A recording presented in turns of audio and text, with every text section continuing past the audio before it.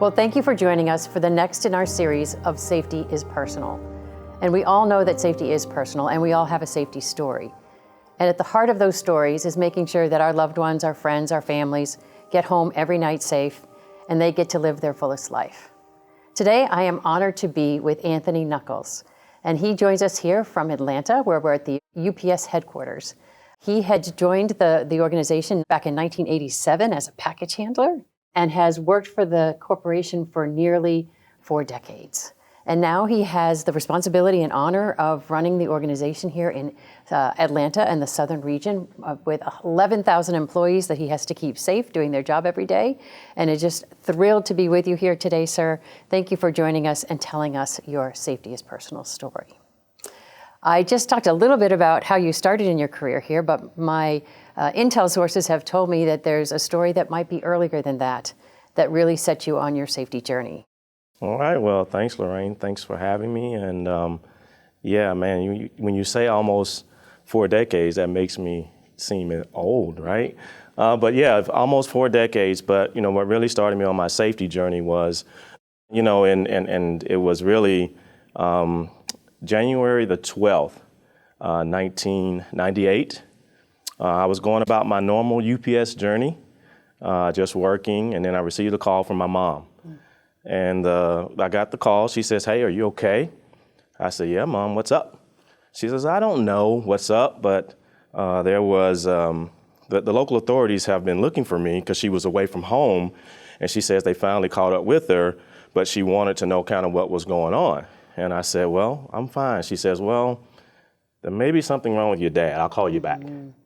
So it went about an hour and a half. I was kind of concerned, didn't know really what was happening. And lo and behold, she calls me back about an hour and a half later, and she said, "He's gone." And I was like, "He's gone?" Because I had just talked to my dad the night before, and she was like, "Your dad's gone." And that's what started me on my safety journey. It really was. We had just talked the night before. My dad was a truck driver for a snack foods company. He drove 18-wheelers just down in Columbus, Georgia. And he left home that morning, Monday morning, normally gone for 3 to 4 days, and then he comes back, and then he's home for the weekend. Something happened. We think it was a medical event, but something happened, and just off of I-65 between Montgomery and Birmingham, he lost his life. At that particular time, I wasn't managing drivers, or I really wasn't doing anything from a safety standpoint. I was actually doing some technology work at the time for the company, not knowing that later on in my life, I was going to get that opportunity to be able to manage drivers and insiders and people of that nature. So that's what kicked off my safety journey. There's not been a place that I've been in this nearly 4 decades, as you say, that I haven't shared that story. And I share that story because I want people to know that the job you do it can be a dangerous job, and I never want anyone to receive the call my mom received that day, because that really changed our lives. Her and my sister and myself, it changed our life forever. So I think it's worth it to me to be able to share my story as many times as I can. I'll put myself out there. The company doesn't have to tell me to do it. It's just really about caring about people and hoping that you can change their life for the better. Yeah, well, Anthony, thank you for sharing that. Those calls are ones you never want to get, as you just said. And as leaders at work, we have a responsibility to help make sure those calls don't happen. Absolutely, that's right. And it really touched me when you shared that how much it affected not only your mom, but your whole family. And in this series, we often hear stories that folks share that there's a ripple effect when someone is unexpectedly not with us anymore, especially if it's related to a work-related incident. Absolutely. And our job is to make sure that those never happen. So how did that influence you as you go about now in your job as an operations leader and a leader at the corporation? How does that change how you think about safety and how you lead? Yeah, so as far as how it makes me think about safety, a lot of people say that I'm passionate when it comes to safety. So I have to give them that why. And once you give them that why, then it becomes like, hey, you know what? He's not doing this for a show, right? It's really coming from a sincere place. And I think really to get people to buy into safety, you really have to make it personal. I know we talk about it and how to make it personal, but when you have a life event that you can share, that you can show people that it is personal, that makes a difference. And really the most challenging part about the safety and ensuring that people get it, you gotta try to make it fresh, keep it from getting stale, because we get direction from the organization of things and trends and things of that nature that can help us in our day to day, but it doesn't help you with the messaging, right? That the messaging, because it's how many times can you talk about clearing an intersection? How many times can you talk about staying off a conveyor without making it personal? Anyone can tell someone to do that, but if you don't give them the why, and so the team I lead, 10 divisions across Georgia, South Carolina, and a portion of North Carolina, I really try to get them to say, hey, look, let's not just tell them to do it. Let's give them the why.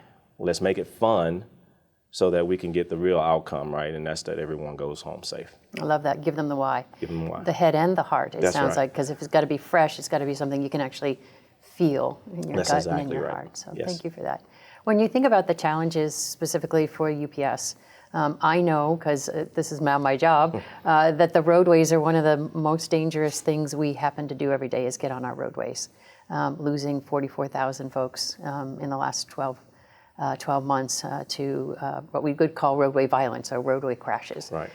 is just a hard thing for our nation to get to the other side of. And your employees are in that each and every day. Right. Can you talk a little bit about that unique challenge and what you do to make sure they stay safe? Yeah, so we have really, it really starts with trying to create a culture of safety. And if the organization has done a really, really good job of, I would call it put your money where your mouth is. Really about, each year there's about $410 million that we spend just on safety training alone.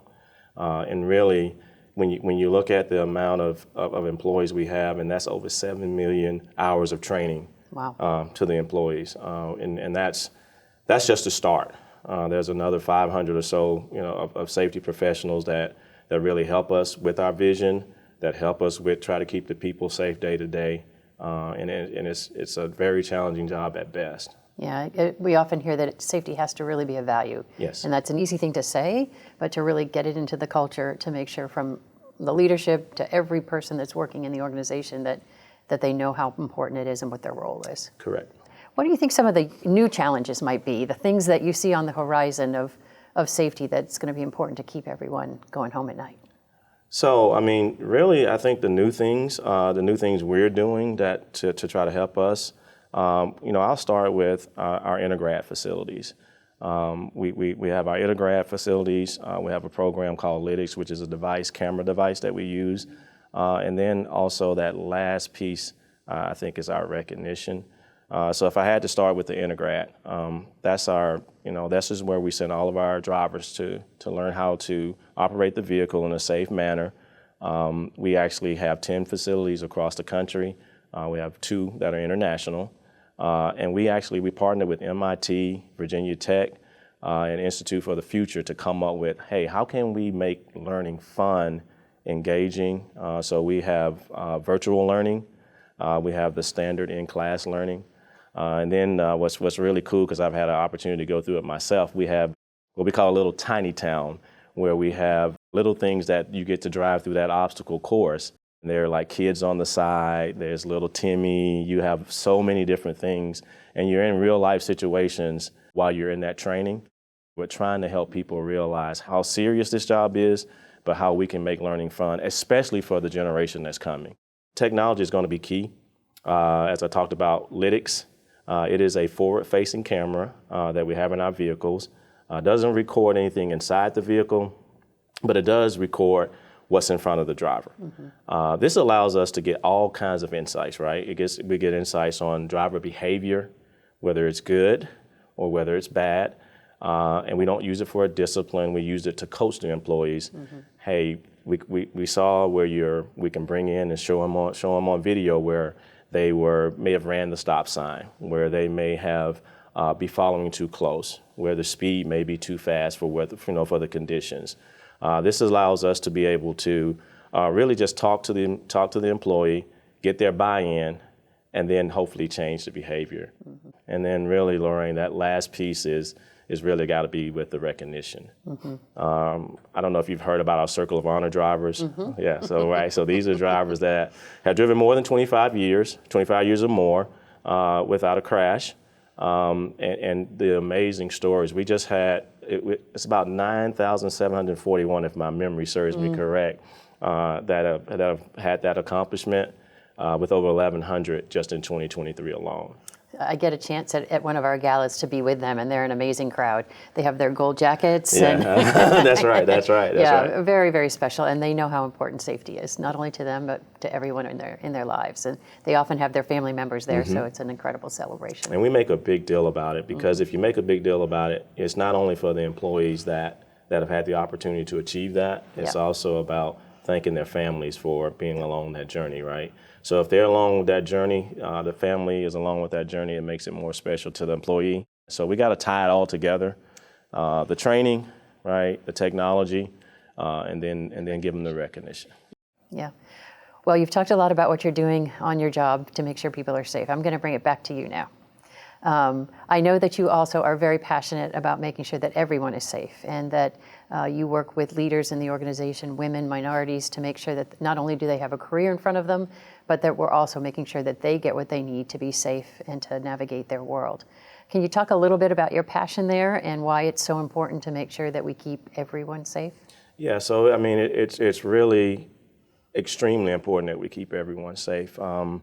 You know, we've done some things as an organization, and then I have some autonomy here in this district to ensure that everyone's safe. And some of that is we develop business resource groups, and it's not just so much safety as in physical safety, but we also try to make sure in building these business resource groups that people are safe mentally as well. And they feel safe. And they feel safe. Yes. Yeah, so, and by doing this, there's several that I sit on the boards and chair with them.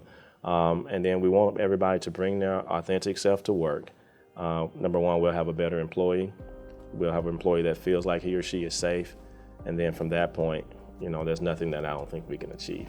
Bar the door. Bar the door, that's right. Well, Anthony, thank you so much for having this conversation, not only about your passion for keeping people safe while they're on the job, but then your personal motivation and your why.